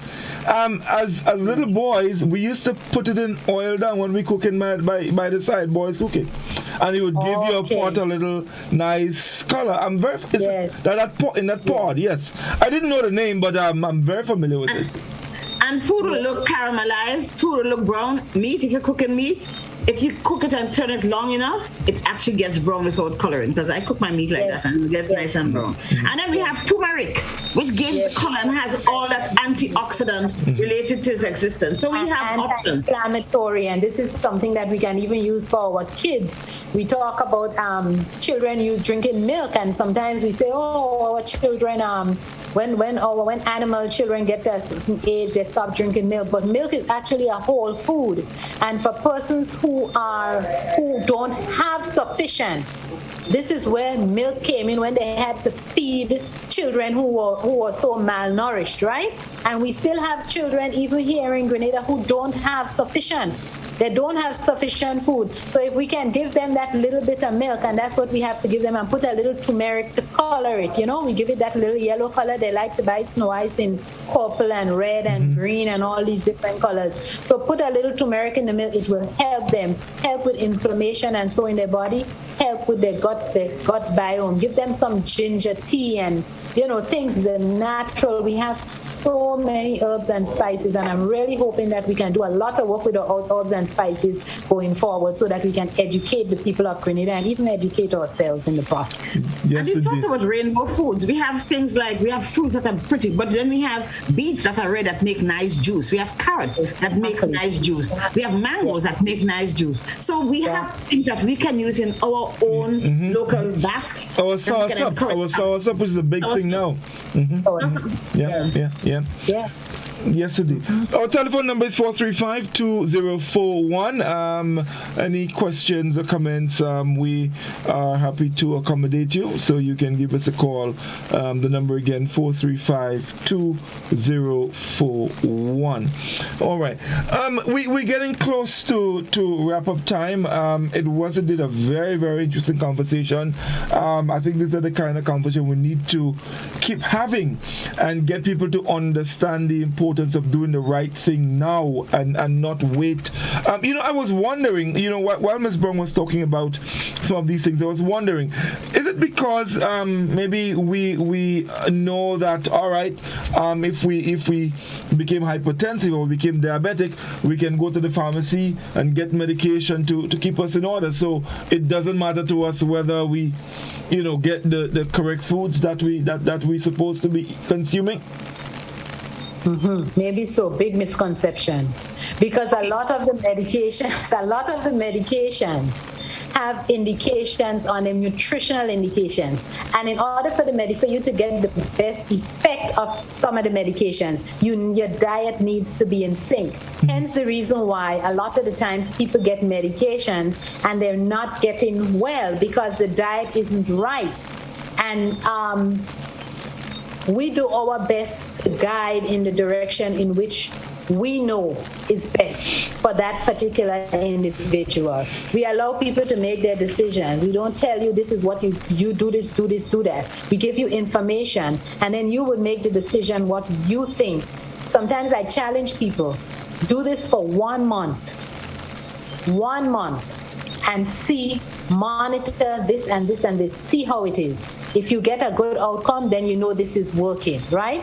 There are people who would tell you, oh, I'm using this and I'm using that, I'm not bothering with this. But yes, but you're still not, this is still not well controlled. So if it's not well controlled, it's telling you that what you're doing, it's either you're not doing it right or it's just not working for you. I don't believe that there's one cookie-cutter diet for any particular individual. I believe in people having flexibility, but understanding what they're doing, why they're doing it, and what the expected outcome can be. And I think when someone has that in mind, it makes for a more mindful eating and mindful treating your body. And we only have one shot at this. Right.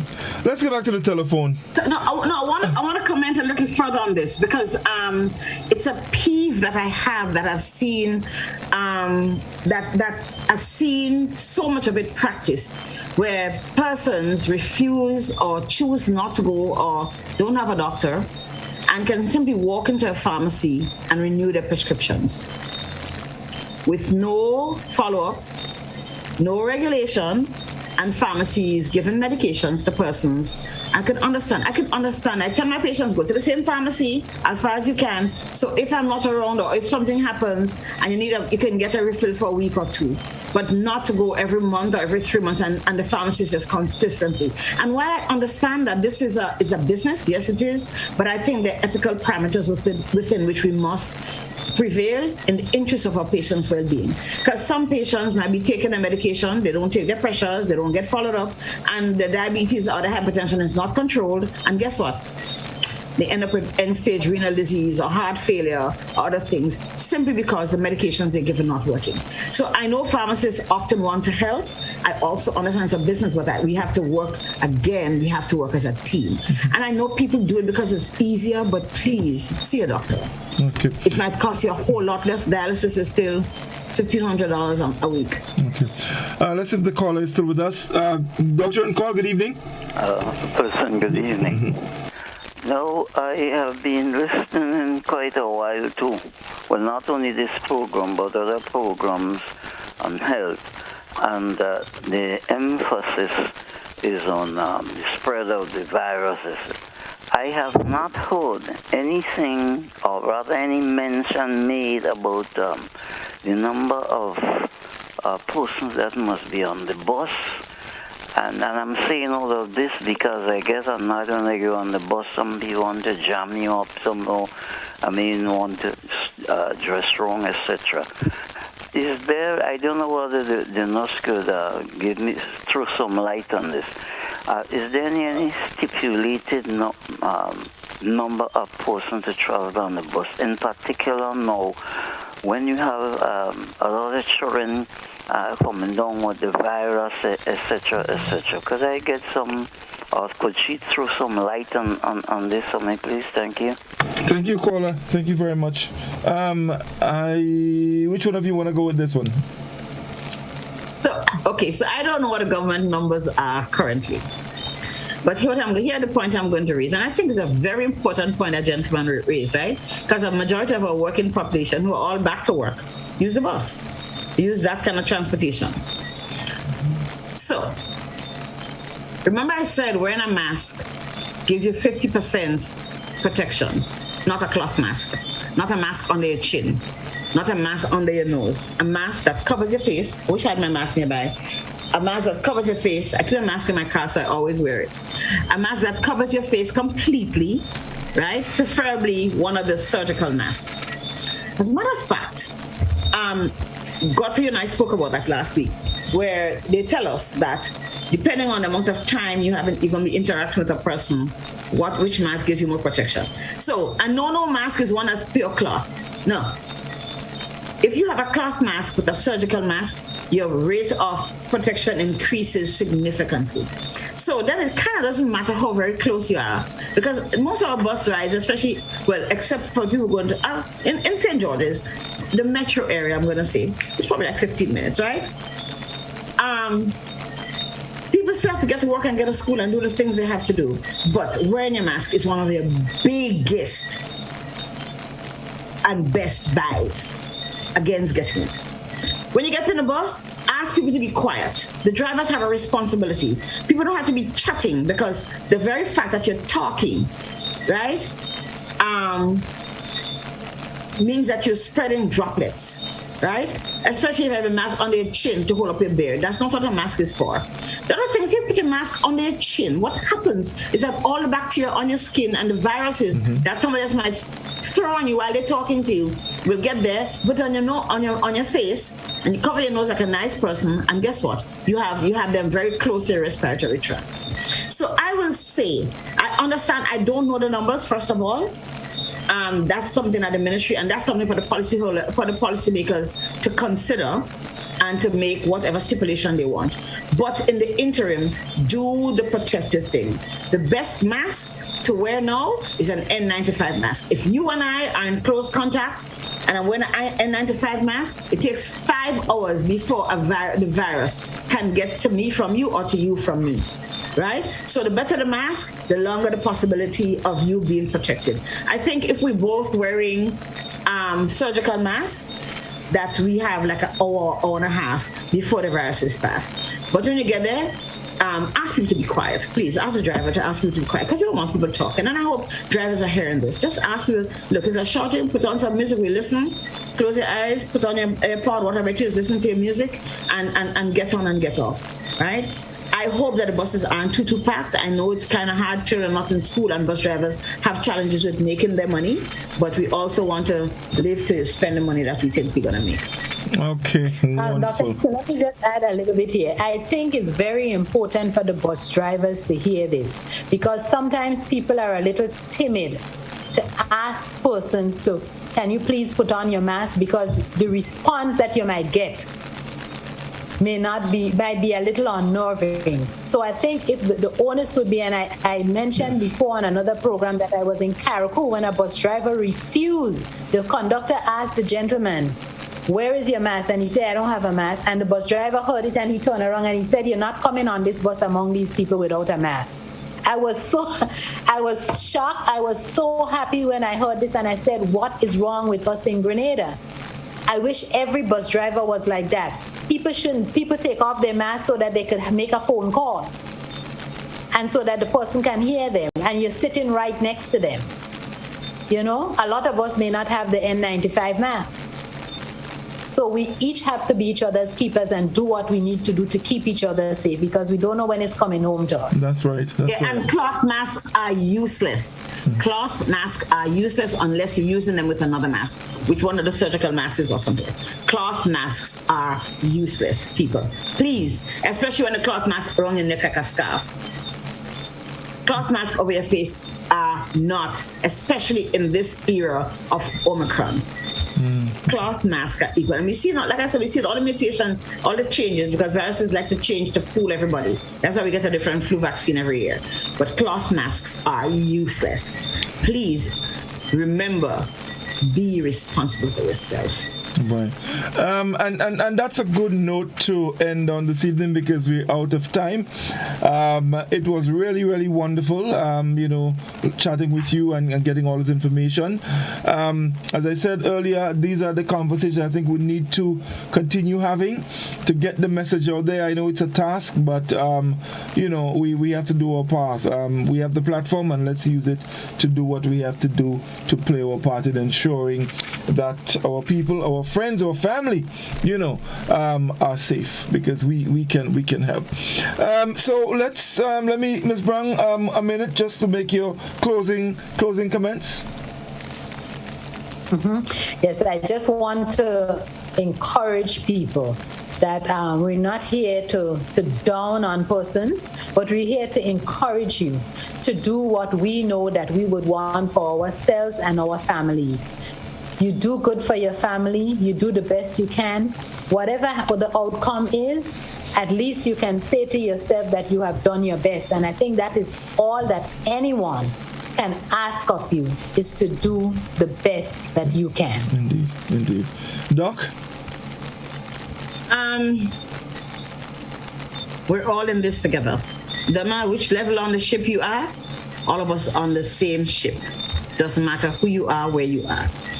I want to remind people, because I know people have become tired, wearied, and also worried, W-A-R-Y, worry about information we've had from the Ministry of Health.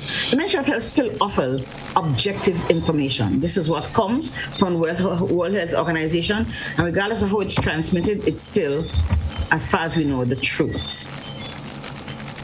Everyone is responsible for listening to it and see how am I going to deal with this. But I'm also going to ask us in the community to empower each other, whether it's in a household, whether the ladies in the prayer group, whether it's the football team that play from afar, have the conversation, whether it's a police force, whether, I don't care, PTAs in particular, where you have parents who make decisions based on their children's well-being. So talk about this in your PTAs. See how you can find ways that we all can be here long after we don't know what coronavirus. Who remembers? Okay, employers, unions, right? Let's empower all Grenadians to be well. Churches. That's one of the places where we believe. We think when we go there with always with hope and positivity. Let us have the discussions. I'm going to ask those ministers. I know some people still have given their people wrong idea. Go back to God and have a little prayer, please, and ask Him to give you light in your eyes so you can lead our people. We are a people of life. We talk about life and good life. So let's be fair to our congregations and teach them how they can enjoy. God gave us this gift to be here. Let's all come together. Don't be afraid to ask questions. I answer questions. I don't care who it is. I ask questions. I would answer questions. I ask my patients to ask me questions. Do you have anything? Those of you who have other doctors, which is probably 99% of you, I'm going to ask you to write your questions when you go into your doctor. The doctor has an obligation to give you information on the things you don't understand. Okay? Ask them to explain to you, why was this said? Why was that said? And if you don't feel satisfied, go to somebody like Dr. Matthias said. Go to another doctor. Because our responsibility as health caregivers is to give you information that will ensure that you live well, and that you live long. Thank you. Thank you very much, Dr. Nixon and Mrs. Browne. It was indeed a pleasure, and I look forward to having both of you again on the program. It's always such a joy having, being in the company of two wonderful ladies, to share information like that. So I'm looking forward to another discussion like this. Next week, folks, we want to look at the environmental aspect of it. Remember, we're looking at a new focus on health, so we are going to look at all the areas that are involved and try to pass on information to you that can help you to be better.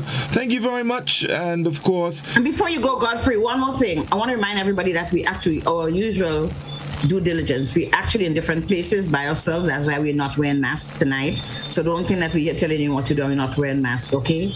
And tonight we lost the internet for a little while. Yes. We were able to recuperate.